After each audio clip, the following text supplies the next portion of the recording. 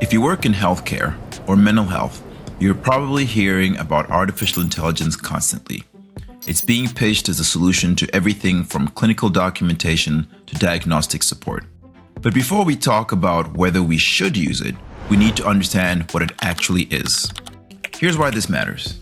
In many healthcare settings, large language model-based tools, also known as LLMs, are already being integrated into EHR workflows, documentation support, and clinical decision systems. The question isn't whether AI is coming to your practice, it's whether you understand the AI that's already there. To make sense of that, we need a simple way to organize what AI actually includes. Think of these concepts as nested circles. Machine learning sits inside AI. Deep learning sits inside machine learning. LLMs sit inside deep learning. Each layer builds on the one before it. Let's start with the outermost circle, artificial intelligence. Now, in 1955, John McCarthy defined it as making a machine behave in ways that would be called intelligent if a human were so behaving. More technically, AI is a set of algorithms and techniques designed to mimic human intelligence, the ability to learn, infer, and reason. Historically, we try to do this using a top-down approach, also called symbolic AI. We program machines with rigid rules. Think of one of the very first chatbots, Eliza, created in 1965. It was designed to mimic a Rogerian psychotherapist by following scripted if-then rules to reflect statements back to the user. But rules can only take you so far in a field as complex as human behavior. The real shift happened when we moved to a bottom-up approach, and that's where machine learning comes in. Machine learning is a subset of AI. Rather than programming a machine with rigid rules, we give it data and let it find the patterns on its own. With sufficient relevant high-quality data, these systems can learn patterns that generalize to new cases. There are three main ways a machine can learn, and all of them have direct implications for healthcare. The first is supervised learning. This is where you feed the algorithm labeled examples.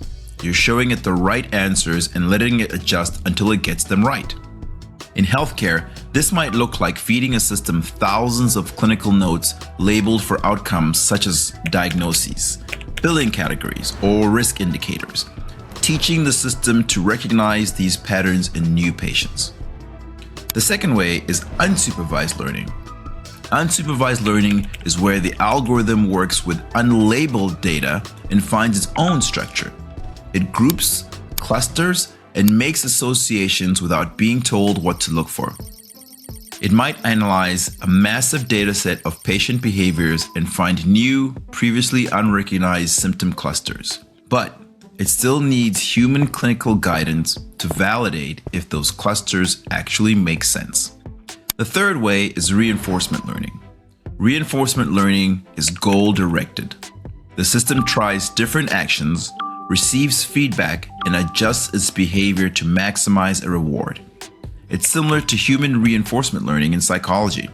This approach is still largely experimental in clinical practice, though it's shown promise in controlled research settings for problems like treatment sequencing and medication dosing optimization, where the system learns from patient responses over time. Since the 2010s, as electronic health records gave us massive amounts of data, machine learning became the dominant approach. But as the models got more complex, we ran into a new challenge. The backbone of modern machine learning is something called an artificial neural network, or ANN. These are algorithms loosely inspired by networks of neurons in the human brain. When you take a neural network and make it deep by using many layers, you get deep learning. Each layer learns to recognize increasingly abstract features of the data. Deep learning is what powers medical imaging analysis, AI detecting anomalies in an MRI or a retinal scan. But here is where we hit a critical issue for healthcare professionals, the black box problem. Because deep learning networks have so many hidden layers, it can be incredibly difficult to explain exactly why the model produced a particular output. You put patient data in, you get a diagnostic prediction out, but the reasoning in between is opaque. In medicine and psychology, we rely on clinical rationale. If an AI suggests a patient is at higher risk for self-harm or recommends a specific medication, the clinician needs to know why. If the AI is a black box, we cannot interrogate its clinical judgment. This is why clinical AI systems require careful validation, rigorous documentation, and ongoing oversight. The model might be statistically accurate on average, but you need to understand its reasoning for this specific patient before you act on it. That tension between predictive power and clinical transparency is one of the central challenges we face when implementing AI in healthcare today. This brings us to the innermost circle and the reason AI has suddenly exploded in popularity. Large language models, or LLMs, powered by the Transformer model. Introduced in 2017, the Transformer architecture revolutionized how machines process language. Older models read text sequentially, word by word. Transformers use attention mechanisms to model the relationships between words across an entire sequence simultaneously, rather than processing them one at a time. Here's how it works at a mathematical level. If you ask a model, what is the color of the sky? It is modeling the relationship between the words color and sky to generate the statistical probable output blue. LLMs like ChatGPT or Google Gemini work by breaking text down into tokens, which may be words, subwords, or punctuation. They're trained on enormous volumes of text data. A question that comes up constantly from clinicians is, what is this thing actually doing? Here's a useful way to think about it. When a radiologist looks at thousands of X-rays during training, they learn to recognize patterns, infiltrates, nodes, effusions. When they see a new image, they are applying those learned patterns to identify findings. But they also understand anatomy, pathophysiology, and clinical context. They know when a finding matters and when it doesn't. They bring clinical judgment. LLMs work the same way on the pattern matching side. They have analyzed billions of text patterns and apply them to generate responses. But they lack the second part entirely. The understanding of meaning, the awareness of contexts, the recognition of clinical consequences. They have no judgment, no accountability, no comprehension of what the words actually mean in the real world. The output can look fluent, even insightful, but it's pattern-based prediction, not human reasoning. And that distinction matters when the output is being used to inform patient care.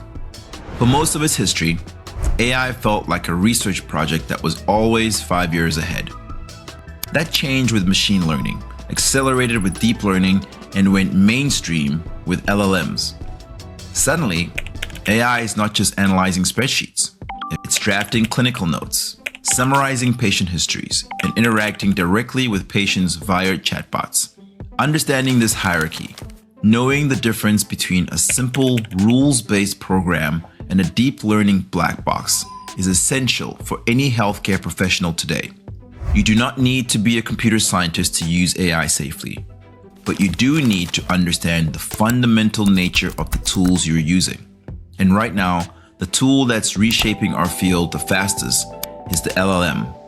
But to use an LLM safely in a clinical setting, you have to understand how it was built. These models do not think.